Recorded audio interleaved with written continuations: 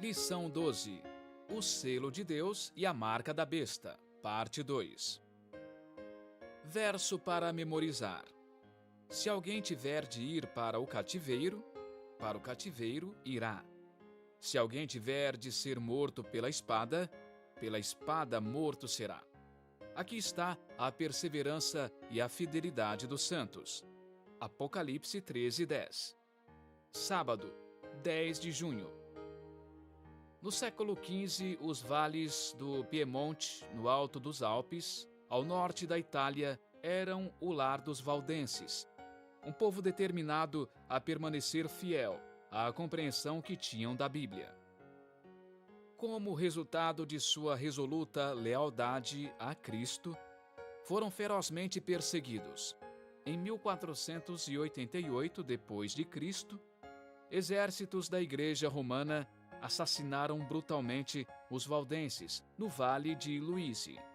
Outra onda de perseguição se deu no século XVII, quando o Duque de Saboia enviou 8.000 soldados para o território deles e exigiu que a população local abrigasse as tropas em suas casas.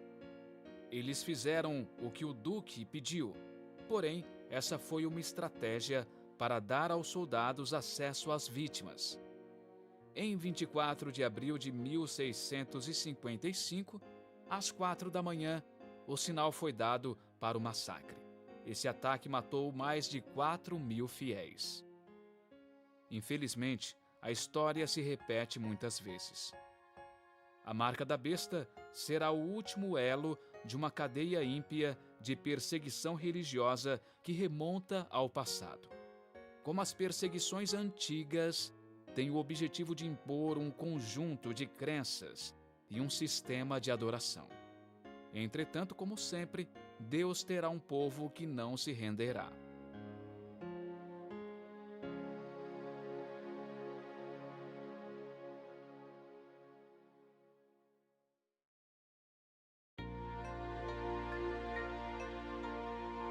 Domingo, 11 de junho. Verso para memorizar. Se alguém tiver de ir para o cativeiro irá. Se alguém tiver de ser morto pela espada morto será. Aqui está a perseverança e a fidelidade dos santos. Apocalipse 13:10.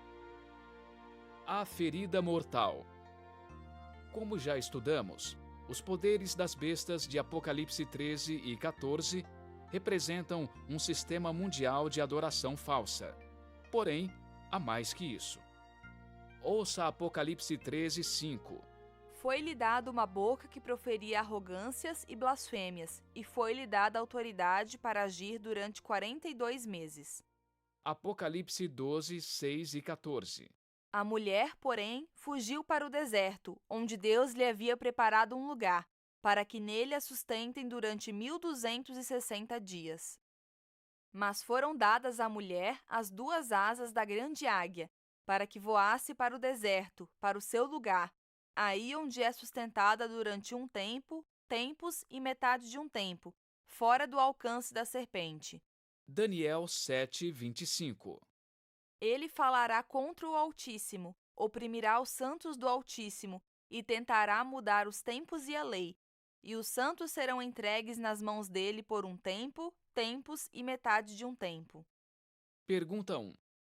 Por quanto tempo esse poder dominaria o panorama religioso ao longo dos séculos? A besta continuaria por um período de tempo específico na história.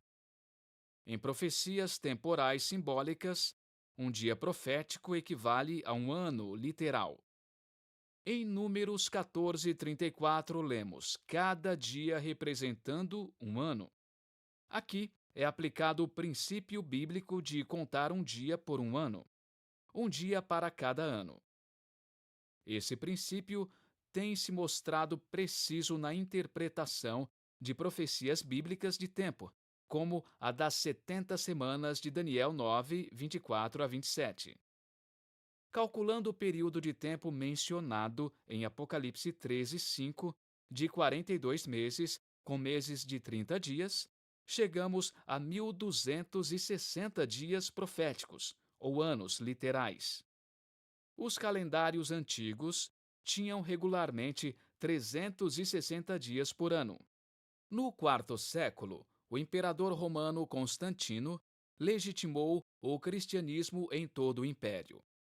Em 330 depois de Cristo, quando mudou sua capital para Bizâncio, a fim de unir as partes oriental e ocidental do império, deixou um vácuo de liderança em Roma. O Papa então preencheu esse vazio. Tornou-se não apenas um poderoso líder religioso, mas também uma força política a se levar em conta na Europa. Em 538 depois de Cristo, Justiniano, o imperador romano pagão, concedeu oficialmente ao bispo romano o papel de defensor da fé. A Igreja medieval exerceu grande influência de 538 depois de Cristo a 1798 depois de Cristo, incluindo a terrível perseguição mencionada na introdução da lição.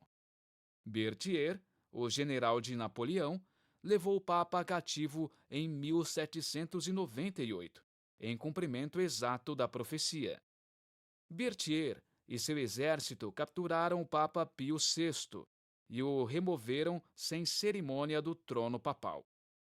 O golpe no papado foi grave, mas, de acordo com o Apocalipse 13:12, a ferida mortal seria curada, e o mundo ouviria mais desse poder, muito mais.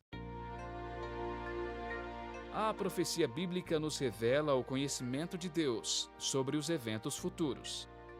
Porque podemos confiar nas promessas do Senhor, mesmo nas que ainda não se cumpriram?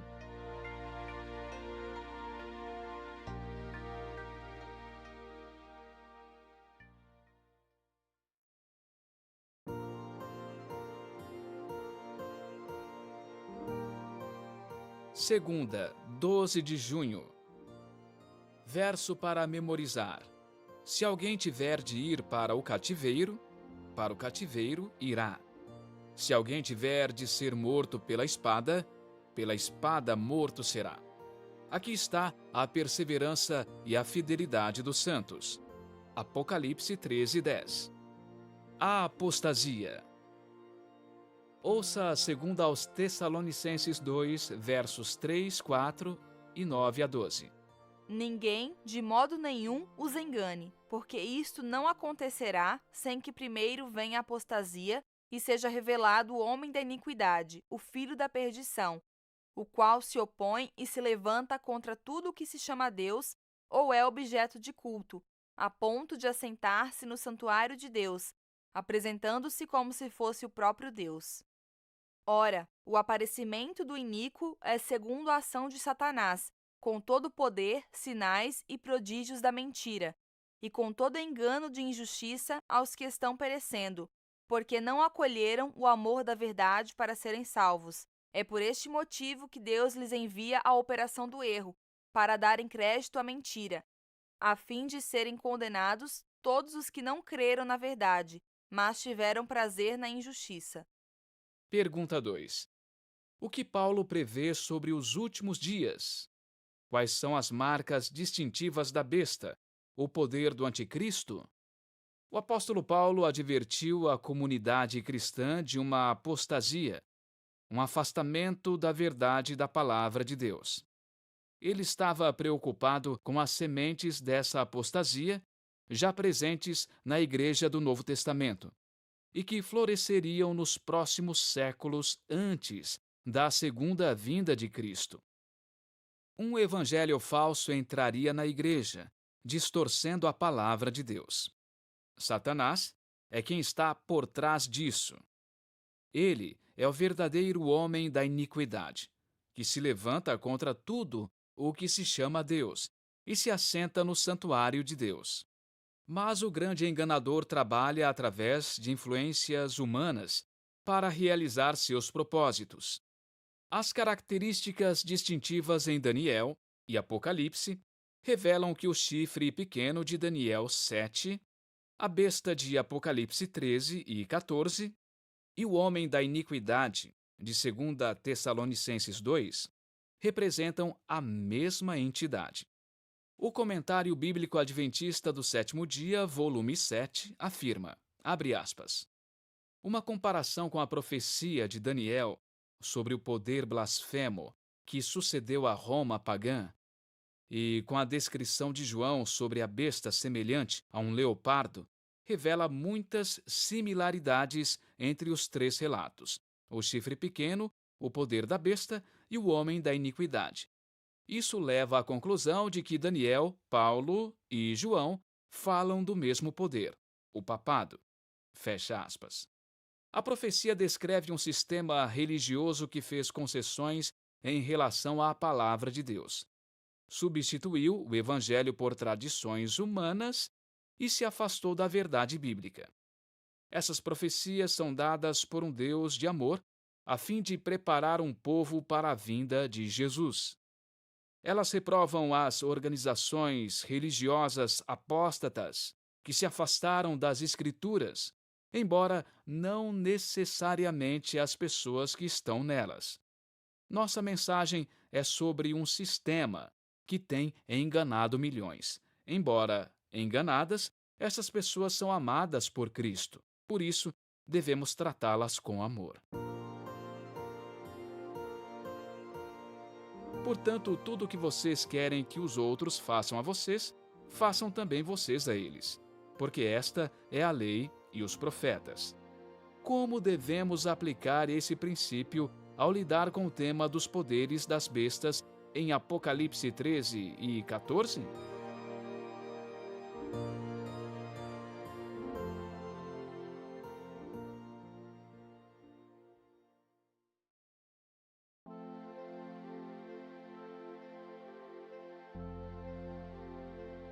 Terça, 13 de junho. Verso para memorizar. Se alguém tiver de ir para o cativeiro irá. Se alguém tiver de ser morto pela espada morto será. Aqui está a perseverança e a fidelidade dos santos. Apocalipse 13, 10. A estratégia final de Satanás. Pesquisas revelam uma profunda falta de confiança em instituições e governos. Milhões se perguntam: onde há alguém moralmente apto para liderar o mundo? As profecias do Apocalipse identificam o poder da besta como aquele que, sob a proteção de uma união religiosa política, assumirá esse papel. Ouça Apocalipse 17, de 12 a 14. Os 10 chifres que você viu são 10 reis, que ainda não receberam reino, mas recebem autoridade como reis, com a besta, durante 1 hora. Estes têm o mesmo propósito e oferecem à besta o poder e a autoridade que possuem. Lutarão contra o Cordeiro, e o Cordeiro os vencerá, pois é o Senhor dos senhores e o Rei dos reis. Serão vencedores também os chamados, eleitos e fiéis que estão com o Cordeiro. Pergunta 3. Como João descreveu as cenas finais da história da Terra? Que grande contraste observamos! João destaca 3 pontos importantes. Primeiro, os poderes políticos têm um mesmo propósito e oferecem à besta o poder e a autoridade. Segundo, esse conglomerado de erro lutará contra Jesus, o Cordeiro. Terceiro, na última batalha da Terra, Cristo e seus seguidores serão triunfantes. A besta perde. Jesus vence. Você já se perguntou que estratégia o diabo pode usar para unir as nações? A história muitas vezes se repete. Tiramos lições valiosas do colapso do Império Romano. Quando as invasões germânicas do norte devastaram a Europa Ocidental, Constantino se voltou para a religião. A autoridade da Igreja, combinada com o poder do Estado, tornou-se um instrumento de que ele precisava. O contínuo fortalecimento da santidade do domingo, no 4º século, foi um movimento político e religioso calculado para unir o império em um momento de crise. Constantino queria seu império unido e a Igreja Romana queria o império convertido. O historiador Arthur Weigel afirmou, abre aspas, a Igreja tornou o domingo um dia sagrado, e em grande parte porque era a celebração semanal do Sol, pois era uma política cristã clara assumir pela tradição os festivais pagãos, estimados pelo povo, e conferir-lhes significado cristão. Fecha aspas. Em um momento de crise, quando o mundo está assustado, sofrendo e com medo, as pessoas estarão desesperadas por alguém que traga estabilidade e proteção. Foi assim que a tirania surgiu no passado, e não há razão para pensar que isso não poderia acontecer novamente. Embora não saibamos detalhes sobre o que virá, como nos prepararmos para tudo isso?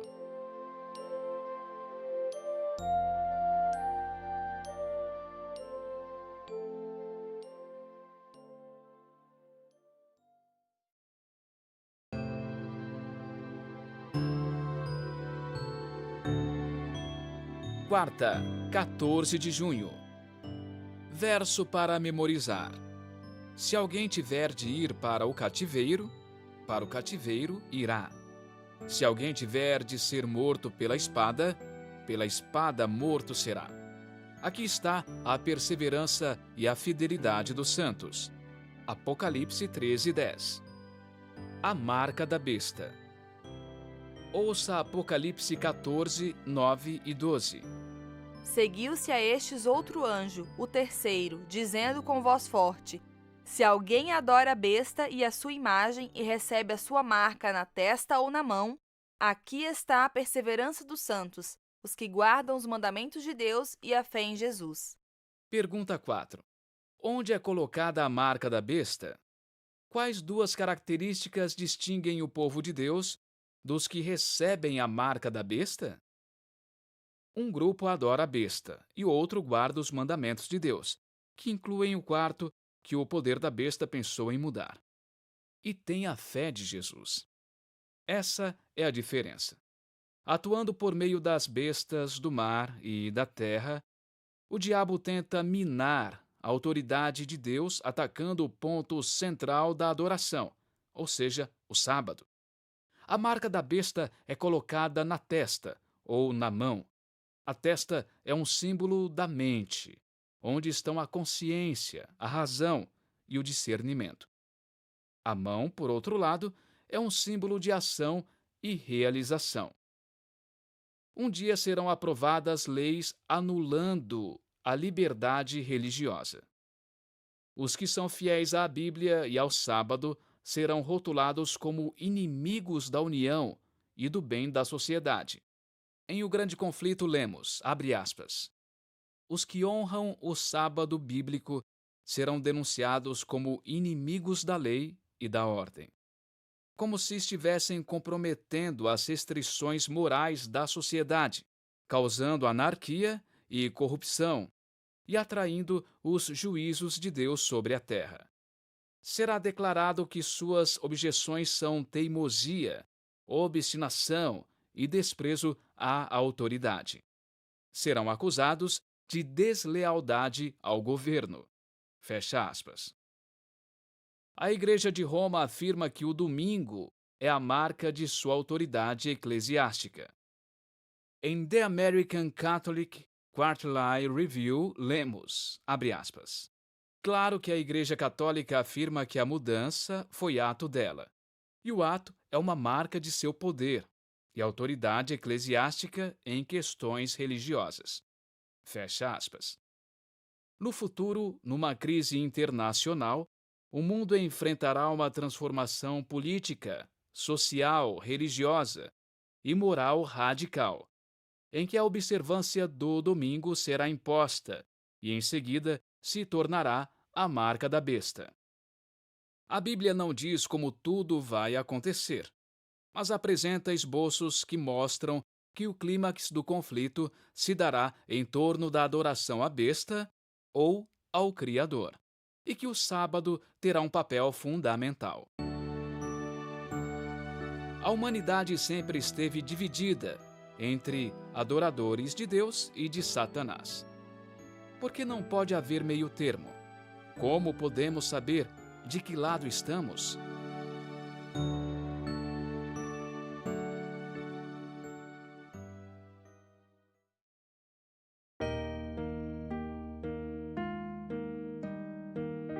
Quinta, 15 de junho. Verso para memorizar. Se alguém tiver de ir para o cativeiro irá. Se alguém tiver de ser morto pela espada morto será. Aqui está a perseverança e a fidelidade dos santos. Apocalipse 13:10. O teste do sábado. Talvez o palco esteja sendo montado para a perseguição futura. Em 6 de junho de 2012, Bento XVI apelou a mais de 15 mil pessoas reunidas na Praça de São Pedro, em Roma, afirmando que o domingo devia ser um dia de descanso, a fim de que todos estivessem livres para ficar com a família e com Deus. Ao defender o domingo, defende-se a liberdade do ser humano.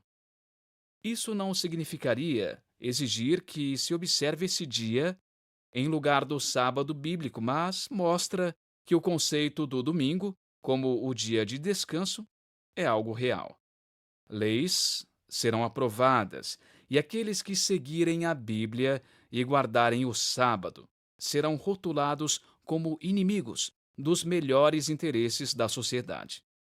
Nessa crise, pela graça de Deus, os seguidores de Cristo não cederão à pressão. Em contraste com a marca da besta, receberão o selo de Deus. Selos eram usados antigamente para atestar a autenticidade de documentos oficiais. Espera-se, então, que o selo de Deus esteja inserido na sua lei. Os selos eram uma marca individualizada distinta. Guarde bem o testemunho e cele a lei entre os meus discípulos. Ouça Êxodo 20, de 8 a 11. Lembre-se do dia de sábado para o santificar. 6 dias você trabalhará e fará toda a sua obra, mas o 7º dia é o sábado dedicado ao Senhor seu Deus.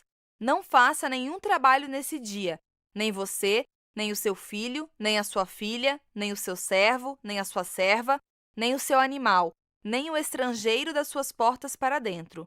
Porque em 6 dias o Senhor fez os céus e a terra, o mar e tudo o que neles há, e ao 7º dia descansou. Por isso o Senhor abençoou o dia de sábado e o santificou. Pergunta 5. Que elementos de um selo bíblico encontramos no mandamento do sábado? Em que o mandamento do sábado é diferente de todos os demais? O 4º mandamento contém 3 elementos de um selo autêntico. Primeiro, o nome de quem o selou, o Senhor seu Deus. Segundo, o título de quem o selou, o Senhor que fez, o Criador. E terceiro, o território em que ele reina, os céus e a terra, o mar e tudo o que neles há. O selo de Deus será colocado apenas em nossa testa, símbolo da mente. Jesus respeita a nossa liberdade de escolha. Ele nos convida a deixá-lo moldar nossa mente por meio do seu Espírito, para que não nos afastemos da segurança da fé na palavra. Os fiéis são os que guardam os mandamentos de Deus e têm a fé de Jesus. Nos mandamentos está incluso o 4º, que foi alterado pelo poder da besta. Que condições vemos em desenvolvimento e que podem levar às restrições de nossa liberdade religiosa? Que obstáculos também permanecem?